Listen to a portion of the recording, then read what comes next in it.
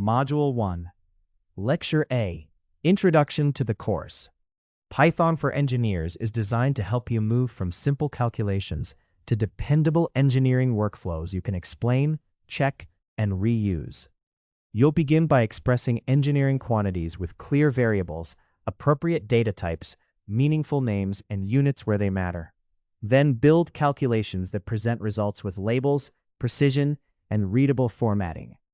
From the start, the focus is not just on getting an answer, but on creating code that reduces ambiguity, catches unsafe or invalid inputs, and communicates technical results clearly. Across 5 modules, you'll work with the core building blocks engineers need in Python. Conditionals and loops for classification and trend checks, lists and tuples for ordered measurements, dictionaries and strings for structured records, and functions for reusable calculations with explicit inputs and documented assumptions. You'll then extend those skills into real data workflows by reading text and CSV-style files, cleaning and converting fields, skipping invalid records, and producing formatted summaries. As the course progresses, you'll also apply numerical methods such as bisection, fixed-point iteration, Newton's method, Riemann sums, the trapezoidal rule, Simpson's rule, and time-stepping simulations, using tolerances, residuals, convergence checks, and validation comparisons to judge whether results are trustworthy.